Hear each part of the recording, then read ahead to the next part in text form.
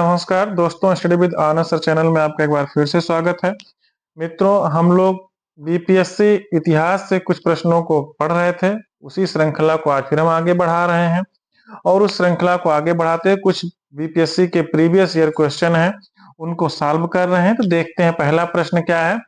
किस अभिलेख में कलिंग विजय का वर्णन है? आपको ऑप्शन दिए गए हैं, मास्की अभिलेख, रुद्रदामन अभिलेख या जूनागढ़ अभिलेख या हाथी गुम्फा अभिलेख या उपयुक्त में से कोई नहीं या उपयुक्त में से एक से अधिक। मित्रों, देख सकते हैं बीपीएससी एग्जाम प्री 2020 में पूछा गया है, तो आप इसमें ऑप्शन आपका कौन सा सही होता है ये आपको बताना है। आपका ऑप्शन इसमें कौन सा सही हो जाएगा मित्रों? इसमें उपयुक्त में से कोई नहीं, उपयुक्त में से एक से अधिक, अर्थात आपका इसमें ई ऑप्शन सही हो जाता है। मित्रों, जैसा कि आप जानते हैं कि अशोक के कलिंग विजय का उल्लेख अशोक के 13वें बृहत में मिलता है और जो शिलालेख से प्राप्त होता है हाथी गुम्फा अभिलेख मित्रों चेदी राजा खारवेल की आत्मकथा इसमें प्रस्तुत है और यह गुफा मित्रों जो भुवनेश्वर के पास उदयगिरी पहाड़ी पर स्थित मानी जाती है। अगले क्वेश्चन पर चलते हैं। अगला क्वेश्चन है हमारा कि निम्न में से कौन सा क्षेत्र अशोक के साम्राज्य में सम्मिलित नहीं था? ऑप्शन है अफगानिस्तान, बिहार, श्रीलंका या कलिंग। तो मित्रों, इसमें जो आपका ऑप्शन सही होता है आपका ऑप्शन सी सही हो जाता है। इसमें श्रीलंका है। मित्रों, जो श्रीलंका अशोक के साम्राज्य में सम्मिलित नहीं था और यह द्वितीय शिलालेख से स्पष्ट होता है कि भारत में अशोक का अधिकार चोल, पांड्य, सत्तिपुत्र या केरलपुत्र एवं ताम्रपर्णी को छोड़कर सर्वत्र इनका राज्य था और इनके राज्य को प्रांत या सीमावर्ती राज्य भी कहा जाता था। चलते हैं अगले क्वेश्चन पर। अगला क्वेश्चन है मित्रों कि पाटलिपुत्र में स्थित चंद्रगुप्त का महल मुख्यतः बना था। जो पाटलिपुत्र में स्थित चंद्रगुप्त का महल मुख्यतः किससे बना हुआ था, ये आपसे प्रश्न कर रहा है। तो आपका ऑप्शन है ईंटों का बना था या पत्थर का बना था या लकड़ी का बना था या मिट्टी का बना था। तो मित्रों, ये जो आप बता इसमें महल है ये ऑप्शन इसमें सी सही होता है, ये लकड़ी का बना हुआ था। मित्रों, जो बिहार में पटना के समीप बुलंदी बाग एवं कुम्भहार में की गई खुदाई से मौर्य काल की लकड़ी के विशाल भवनों के अवशेष मित्रों प्राप्त होते हैं और इन्हें प्रकाश में लाने का श्रेय किसको जाता है? स्पूनर को। स्पूनर महोदय ने यह बताया था कि यह अवशेष लकड़ी में यहाँ पर प्राप्त है और बुलंदी बाग से नगर कोट के परकोटे में अवशेष तथा कुम्भहार से राजा प्रसाद के अवशेष मित्रों प्राप्त होते हैं। चलते हैं अगले क्वेश्चन पर। अगला क्वेश्चन है मित्रों हमारा कि अशोक के धम्म का मूल संदेश क्या था? अशोक के धम्म का मूल संदेश क्या है? ऑप्शन है कि राजा के प्रति वफादारी या शांति एवं अहिंसा या बड़ों का सम्मान करना या धार्मिक सहनशीलता या उपयुक्त में से कोई नहीं या उपयुक्त में से एक से अधिक। तो मित्रों, इसमें आपका ऑप्शन जो होता है इसमें ई ऑप्शन आपका सही हो जाता है, उपयुक्त में से कोई नहीं या उपयुक्त में से एक से अधिक। मित्रों, जैसा कि आप जानते हैं कि अशोक का धर्म अर्थात जो धर्म था वह नैतिक संहिता थी और अशोक अपने दूसरे और 7वें शिलालेख के माध्यम से संदेश देते हैं कि अपासिनवे बहुक्याने दाया दाने सचे सोचे माधवे साधवे चा, अर्थात कम पाप करना, कल्याण करना, दया दान करना, सत्य बोलना, पवित्र से रहना, स्वभाव से मधुरता तथा साधुता बनाए रखना, ये सब इनके संदेश हुआ करते थे। चलते हैं अगले क्वेश्चन पर मित्रों। अगला क्वेश्चन है केवल वह स्तंभ जिसमें अशोक ने स्वयं को मगध का सम्राट बताया। क्या है कि केवल वह स्तंभ जिसमें अशोक ने स्वयं को मगध का सम्राट बताया कौन सा है? ऑप्शन आपको दिया गया मास्की का लघु स्तंभ या रुमन्नी देई स्तंभ या क्वीन स्तंभ या भाब्रू स्तंभ। तो मित्रों, इसमें आपका ऑप्शन कौन सा सही होता है? इसमें ऑप्शन आपका डी सही होता है। मित्रों, जो भाब्रू है इसको बैराट के नाम से भी जानते हैं। क्या मानते हैं? बैराट भी बोला जाता है। और यह लेख जो है अशोक के अशोक ने स्वयं को मगध का सम्राट बताया था मित्रों। इसमें पियदसी लाजा मागधम संघम अभिवादेतु नम अहम अपाबा धत्तचा, यही अभिलेख अशोक को बौद्ध धर्मावलंबी प्रमाणित करता है। अगला क्वेश्चन है मित्रों, अगला जो क्वेश्चन हमारा क्या है कि अपने शिलालेख में अशोक सामान्यतः किस नाम से जाने जाते हैं?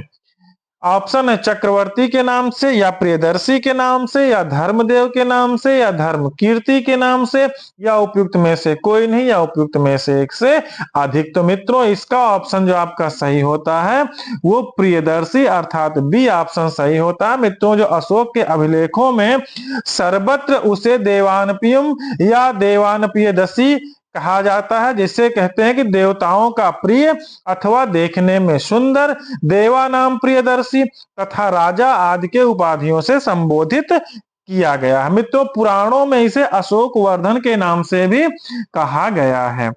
अगले क्वेश्चन पर चलते हैं।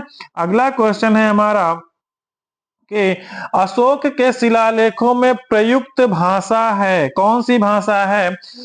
कई भाषाओं का प्रयोग हुआ है मित्रों, लेकिन फिलहाल इसमें हम देखते हैं कि जो ऑप्शन दिया गया उसमें कौन सा सही होता है। संस्कृत भाषा, प्राकृत भाषा, पाली भाषा, हिंदी भाषा। तो मित्रों इसमें जो आपका ऑप्शन के अनुसार इसमें क्या हो जाएगा, प्राकृत भाषा, अर्थात आपका मित्रों इसमें बी ऑप्शन सही हो जाता है। मित्रों अशोक के इतिहास में मुख्यतः उसके अभिलेखों से ही ज्ञात होते हैं, और अभिलेखों का विभाजन मित्रों 3 वर्गों में किया गया है, शिलालेख, स्तंभ लेख एवं गुहा लेख। मित्रों इस प्रकार से क्वेश्चन होता है। चलते हैं अगले क्वेश्चन पर। अगला क्वेश्चन है मित्रों कि अशोक के स्तंभ पर कौन सी लिपि लिखी गई है? अशोक के स्तंभ पर कौन सी लिपि लिखी गई है? तो आपका इसमें ऑप्शन है ब्राह्मी, सामरी, पाली या संस्कृत। तो मित्रों इसमें आपका कौन सा सही हो जाता है? सामरी लिपि से लिखी गई है। चलते हैं अगले क्वेश्चन पर। अगला क्वेश्चन है मित्रों प्राचीन भारत में निम्नलिखित में से कौन सी एक लिपि दाईं ओर से बाईं ओर लिखी जाती है? तो आपका इसमें ऑप्शन है ब्राह्मी लिपि है, या नंदनागरी लिपि है, या शारदा लिपि है, या खरोष्टी लिपि है। तो मित्रों ये जो आपका ऑप्शन सही होता है इसमें खरोष्टी लिपि होती है। मित्रों जो प्राचीन भारत में खरोष्टी लिपि क्या थी, वो दाएं से बाएं लिखी जाती थी। इसे पढ़ने का श्रेय किसे जाता है मित्रों, ये आपको जानना जरूरी है। प्रिंसेप को जाता है। किसको जाता है? प्रिंसेप ने 1835 ईस्वी में, और गोटेफेंड ने 1836 में, और लेसेन ने 1838 में। आदि विद्वानों ने भी इसको पढ़ा है। तो सबसे पहले प्रिंसेप को जाता है। चलते हैं अगले क्वेश्चन पर मित्रों। अगला क्वेश्चन है हमारा कि निम्नलिखित में से प्राचीन भारत की कौन सी लिपि दाहिने से बाईं ओर लिखी जाती है? देखिए मित्रों अभी ये प्रश्न पूछा गया था, और फिर से 2019 में ये प्रश्न पूछा गया है। तो इसमें आपका ऑप्शन कौन सा सही हो जाएगा? खरोष्टी, अर्थात सी ऑप्शन आपका सही हो जाता है। चलते हैं अगले प्रश्न पर। अगला प्रश्न है मित्रों कि अशोक के अभिलेखों को पहली बार इनके द्वारा पढ़ा गया था। सबसे पहले किसने पढ़ा था? जेम्स प्रिंसेप ने, ब्लूअर ने, रॉबर्ट सेबेल ने, या कॉर्डर रिक्टन ने? जैसा कि मित्रों अभी पहले मैंने बताया पहले इसके पिछले क्वेश्चन में कि जेम्स प्रिंसेप ने पढ़ा था। अगला क्वेश्चन है मित्रों, अगला क्वेश्चन हमारा क्या कहता है कि ब्राह्मी लिपि को सर्वप्रथम किसने पढ़ा? फिर से देखिए आपका ऑप्शन आ गया है कनिंघम ने, एच दानी ने, ब्लूअर ने, जेम्स प्रिंसेप ने। मित्रों कई बार ये प्रश्न पूछा जा चुका है। आप देख सकते हैं जैसे इसका ऑप्शन क्या है, जेम्स प्रिंसेप होगा। अगले क्वेश्चन पर चलते हैं। अगला क्वेश्चन है कि पाटलिपुत्र को किस शासक ने सर्वप्रथम अपनी राजधानी बनाई? ऑप्शन है चंद्रगुप्त मौर्य ने, अशोक महान ने, या चंद्रगुप्त विक्रमादित्य ने, या कनिष्क ने? तो मित्रों इसमें आपका ऑप्शन कौन सा सही होता है? चंद्रगुप्त मौर्य ने। मित्रों पाटलिपुत्र की स्थापना गंगा एवं सोन नदी के संगम पर हर्यक वंशी शासक उदयन ने मित्रों किया था, और अपनी राजधानी राजगृह से पाटलिपुत्र भी स्थानांतरित किया। ठीक मित्रों इस प्रकार से ये ऑप्शन आपका सही हो जाता है।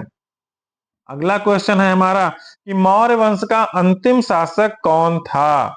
मौर्य वंश का अंतिम शासक अशोक था, समुद्रगुप्त था, या बृहद्रथ था, या पुष्यमित्र था? तो मित्रों इसमें कौन सा ऑप्शन? सी ऑप्शन बृहद्रथ था। मित्रों अंतिम मौर्य शासक बृहद्रथ था और बृहद्रथ की हत्या उसके सेनापति पुष्यमित्र शुंग के द्वारा 184 ईसा पूर्व, क्या है, 184 ईसा पूर्व में कर दी गई थी। और मित्रों मौर्य वंश का जो संस्थापक चंद्रगुप्त मौर्य था और चंद्रगुप्त मौर्य की गणना भारत के महान शासकों में होती है। चलते हैं अगले क्वेश्चन पर। अगला क्वेश्चन है कि अंतिम मौर्य सम्राट था कौन था?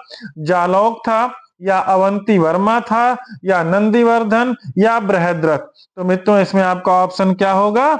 बृहद्रथ, अर्थात डी ऑप्शन, फोर्थ ऑप्शन आपका सही हो जाता है। चलते हैं अगले क्वेश्चन। अगला क्वेश्चन है कि अशोक की नीति के आर्थिक परिणामों के कारण ही मौर्य साम्राज्य का पतन अधिकांशतः उचित था। इस तथ्य में किसने विश्वास किया? ऑप्शन है रोमिला थापर ने, या डी एन झा ने, या वी स्मिथ ने, या एच सी राय चौधरी ने, या उपयुक्त में से कोई नहीं, या उपयुक्त में से एक से अधिक? तो मित्रों इसमें आपका ऑप्शन ए सही होता है, रोमिला थापर। मित्रों रोमिला थापर प्रसिद्ध इतिहासकार हैं और अशोक की नीति के आर्थिक परिणामों के कारण ही मौर्य का साम्राज्य पतन हुआ था। अगले क्वेश्चन पर चलते हैं। अगला क्वेश्चन है बराबर की गुफाओं का उपयोग किसने आश्रय गृह के रूप में किया? ऑप्शन है आजीविकों ने, या थारुओं ने, या जैनों ने, या तांत्रिकों ने? तो मित्रों इसमें आपका ऑप्शन ए सही होता है, आजीविकों ने। मित्रों जो मौर्य युग में पहाड़ियों को काटकर निवास स्थान बनाने की कला का पूर्ण विकास हो गया था और अशोक और उसके पौत्र दशरथ के समय में बराबर तथा नागार्जुनी पहाड़ियों को काटकर आजीविकों के लिए आवास बनाए गए थे। इस प्रकार से क्वेश्चन होता है। अगले क्वेश्चन पर चलते हैं। अगला क्वेश्चन है हमारा कि मौर्य काल में शिक्षा का सर्वाधिक प्रसिद्ध केंद्र था। मौर्य काल में शिक्षा का सर्वाधिक प्रसिद्ध केंद्र कौन सा था? वैशाली था, नालंदा था, तक्षशिला था, या उज्जैन था? तो मित्रों आपका तक्षशिला अर्थात सी ऑप्शन सही हो जाता है। मित्रों जो वैशाली वर्तमान में बिहार का एक जिला है और प्राचीन काल में वैशाली बुद्ध एवं जैन धर्म से जुड़ा हुआ रहा है। अगले क्वेश्चन पर चलते हैं। अगला क्वेश्चन है कि ताम्रपत्र लेख दर्शाते हैं कि प्राचीन काल में बिहार के राजाओं का संपर्क था। फिर से एक बार देखते हैं कि क्या है कि ताम्रपत्र लेख दर्शाते हैं कि प्राचीन काल में बिहार के राजाओं का संपर्क था। किससे था? वर्मा से था, थाईलैंड से था, कंबोडिया से था, जावा या सुमात्रा से था? तो मित्रों इसमें जो आपका ऑप्शन सही होता है उसमें ऑप्शन आपका डी सही होता है, जावा और सुमात्रा। मित्रों जो पालवंशी शासक देवपाल बौद्ध मतानुयायी थे और लेखों में उसे परम सौगात भी कहा गया है। इन्होंने जावा के शैलेंद्र वंशी शासक बालपुत्र देव से अनुरोध कर उसे नालंदा के एक बौद्ध विहार बनवाने के लिए 5 गांव जो है दान में मांगे थे, दान दिया था। इस प्रकार से यह ऑप्शन होता है। अगला क्वेश्चन देखते हैं मित्रों। अगला क्वेश्चन है हमारा कि सुवर्ण भूमि का वह राजा कौन था जिसने नालंदा में एक बौद्ध विहार की स्थापना की तथा उसके रख रखाव हेतु अपने दूत द्वारा देवपाल के 5 गांव दान में देने के लिए प्रार्थना की थी? अभी अभी मैंने बताया, तो आपको देखिए इसमें ऑप्शन है धरणीन्द्र, संग्राम धनंजय, या वालपुत्र देव, या चूड़ामणिवर्मन, या उपयुक्त में से कोई नहीं, या उपयुक्त में से एक से अधिक? तो मित्रों अभी मैंने आपको बताया था बालपुत्र से अनुरोध कर उसे नालंदा में एक बौद्ध विहार बनवाने के लिए 5 गांव दान में दिए थे। चलते हैं अगला क्वेश्चन। अगला क्वेश्चन है कि किस अभिलेख में रुद्रदामन प्रथम की विभिन्न उपलब्धियां वर्णित हैं? आपको ऑप्शन दिया गया जूनागढ़, भीतरी, नासिक या सांची। तो मित्रों इसमें जो आपका ऑप्शन सही होता है वो ए ऑप्शन सही होता है, अर्थात जूनागढ़। मित्रों जो गुजरात के जूनागढ़ से रुद्रदामन का एक अभिलेख प्राप्त हुआ है और यह जिस शिला पर उत्कीर्ण है उसी पर अशोक के 14 प्रज्ञापनों की एक प्रति और स्कंदगुप्त के 2 लेख भी खुदे हुए मिले हैं और यह विशुद्ध संस्कृत भाषा और ब्राह्मी लिपि में ही लिखा गया है। अगले क्वेश्चन पर चलते हैं। अगला क्वेश्चन है कि दूसरी शताब्दी के आसपास रचित संस्कृत के शिलालेख के अनुसार सुदर्शन झील एक कृत्रिम जलाशय की मरम्मत किसने की थी?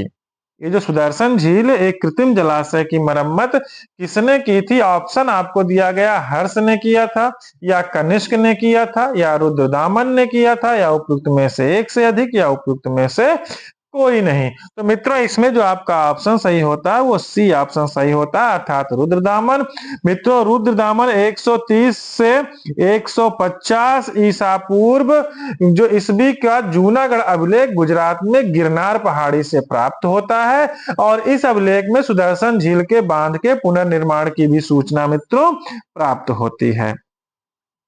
अगला क्वेश्चन है हमारा, इनमें से किसने सर्वप्रथम व्यापक पैमाने पर स्वर्ण मुद्रा का प्रचलन किया? स्वर्ण मुद्रा की बात कर रहा है कि पुष्यमित्र शुंग ने या मेनांडर ने या बिम कडफिसेस ने या गौतमी पुत्र सातकर्णी ने या उपयुक्त में से कोई नहीं या उपयुक्त में से एक से अधिक। तो मित्रों इसमें आपका ऑप्शन कौन सा सही हो जाता है? बिम कडफिसेस। तो मित्रों जो कुषाण शासकों द्वारा व्यापक पैमाने पर स्वर्ण मुद्रा का प्रचलन प्रारंभ करना था वह भारतीय उपमहाद्वीप में उनका सबसे बड़ा महत्वपूर्ण योगदान माना जाता है और कुषाण शासक बिम कडफिसेस को स्वर्ण मुद्राओं के प्रचलन का श्रेय प्राप्त होता है। अगला क्वेश्चन है हमारा कि शुंग वंश के बाद किस वंश ने भारत पर राज किया था? मित्रों आपको ऑप्शन दिए गए हैं, सातवाहन या कुषाण या कण्वा जिसको कणो भी बोलते हैं या गुप्त वंश। तो मित्रों इसमें आपका ऑप्शन कणो या कण्वा ही बोला जाता है। शुंग वंश का अंतिम राजा जो देवभूति अपने अमात्य वासुदेव के षड्यंत्रों द्वारा मार डाला गया था और वासुदेव ने जिस नवीन राजाओं की नींव डाली वह कणो या कण्वा वंश माना जाता है। शुंगों के समान यह भी एक ब्राह्मण वंश के रूप में जाना जाता था। अगला क्वेश्चन है कि किस गुप्त शासक ने अपने बड़े भाई की हत्या कर सत्ता प्राप्त की थी? किस गुप्त शासक ने अपने बड़े भाई की हत्या कर सत्ता प्राप्त की थी? ऑप्शन है श्रीगुप्त, समुद्रगुप्त, चंद्रगुप्त द्वितीय या स्कंदगुप्त। उपयुक्त में से कोई नहीं या उपयुक्त में से एक से अधिक। तो मित्रों इसमें आपका ऑप्शन चंद्रगुप्त द्वितीय हो जाता है। मित्रों जो समुद्रगुप्त के पश्चात उसका बेटा रामगुप्त शासक बनता है, लेकिन शकों के आक्रमण के सक्षम विरोध न करने के कारण उसका भाई जो चंद्रगुप्त द्वितीय था उसने रामगुप्त की हत्या कर दी और उसकी पत्नी ध्रुव देवी से विवाह भी कर लिया और शकों के विरुद्ध विजय प्राप्त कर ली थी। इस प्रकार से क्वेश्चन होता है। चलते हैं अगले क्वेश्चन पर। अगला क्वेश्चन है हमारा कि प्राचीन भारत का नेपोलियन किसे कहा जाता है? प्राचीन भारत का नेपोलियन किसे कहा जाता है? ऑप्शन है चंद्रगुप्त मौर्य को, पुष्यमित्र को, कनिष्क को या समुद्रगुप्त को। तो मित्रों इसमें समुद्रगुप्त को प्राचीन भारत का नेपोलियन कहा जाता है। मित्रों जो इतिहासकार विसेंट स्मिथ ने अपनी रचना किसमें की है? अर्ली हिस्ट्री ऑफ इंडिया नामक पुस्तक में समुद्रगुप्त की वीरता एवं विजयों पर मुग्ध होकर उसे भारत का नेपोलियन कहा। मित्रों ये बहुत इंपॉर्टेंट चीज है कि जो इतिहासकार विसेंट स्मिथ है इन्होंने अपनी रचना या अपनी कौन सी पुस्तक में ऐसा लिखा है कि समुद्रगुप्त जो है भारत के नेपोलियन है, तो उस पुस्तक का नाम अर्ली हिस्ट्री ऑफ इंडिया है। Early history of India. Early history of India किसने लिखी है? विसेंट स्मिथ ने। चलते हैं अगले क्वेश्चन पर। अगला क्वेश्चन है मित्रों, गुप्त सम्राट जिसने हुणों को पराजित किया था वह कौन था? समुद्रगुप्त, चंद्रगुप्त द्वितीय या स्कंदगुप्त या रामगुप्त। तो मित्रों इसमें आपका ऑप्शन कौन सा सही होता है? स्कंदगुप्त, अर्थात सी ऑप्शन आपका सही हो जाता है। चलते हैं अगले क्वेश्चन पर। अगला क्वेश्चन है मित्रों, नालंदा विश्वविद्यालय के स्थापना का युग है। नालंदा विश्वविद्यालय के स्थापना का युग है, ऑप्शन है मौर्य युग, कुषाण युग, गुप्त वंश, गुप्त युग या पाल युग। तो मित्रों जो नालंदा विश्वविद्यालय था वो गुप्त युग में स्थापना हुई। नालंदा विश्व का एक विख्यात बौद्ध पीठ एवं विश्वविद्यालय के नाम से जाना जाता था। मित्रों यह दक्षिणी बिहार में राजगीर के निकट स्थित था। चलते हैं अगले क्वेश्चन पर मित्रों। अगला क्वेश्चन है हमारा, नालंदा विश्वविद्यालय किस लिए विश्व प्रसिद्ध था? चिकित्सा विज्ञान के लिए, तर्कशास्त्र के लिए, बौद्ध धर्म दर्शन के लिए या रसायन विज्ञान के लिए? तो मित्रों इसमें आपका ऑप्शन जो सही होता है सी ऑप्शन सही होता है, बौद्ध धर्म दर्शन के लिए। मित्रों यह विश्व प्रसिद्ध था, इसी अध्ययन के लिए चीनी यात्री ह्वेनसांग भी यहाँ आया था। बौद्ध धर्म दर्शन के लिए ही चीनी यात्री ह्वेनसांग यहाँ पर आया हुआ था। मित्रों आज के सेशन का लास्ट क्वेश्चन देखते हैं। मित्रों यदि आप हमारे चैनल पर नए हो तो हमारे चैनल को जरूर लाइक करिएगा, सब्सक्राइब भी करिएगा। प्लीज आप कमेंट करके बताइए, जिससे हम लोगों का हौसला बढ़ता है। देखते हैं लास्ट क्वेश्चन क्या है कि नव नालंदा महाविहार किसके लिए विख्यात है? ह्वेनसांग स्मारक के लिए, महावीर का जन्म स्थान या पाली अनुसंधान संस्थान या संग्रहालय? तो मित्रों इसमें आपका जो ऑप्शन होता है वह सी ऑप्शन सही होता है, पाली अनुसंधान संस्थान। मित्रों जो नव नालंदा महाविहार बौद्ध आर्य अध्ययन की आधुनिक केंद्र था और 20 नवंबर 1951 को इसकी आधारशिला रखी गई थी और इसके केंद्र में बौद्ध एवं पाली अनुसंधान संस्थान रहे हैं। तो इस प्रकार से मित्रों आज प्रश्नों की जो प्रीवियस ईयर प्रश्नों की जो श्रृंखला थी आज हम लोग यहीं तक करेंगे। कुछ नए श्रृंखला को फिर लेकर आपके सामने दिखाते हैं। तब तक आप हमारे चैनल को देखते रहिएगा, लाइक करिए, सब्सक्राइब करिए और आप कमेंट करिए। मिलते हैं कुछ नए क्वेश्चन के साथ, नए क्वेश्चनों की सीरीज के साथ। तब तक के लिए धन्यवाद।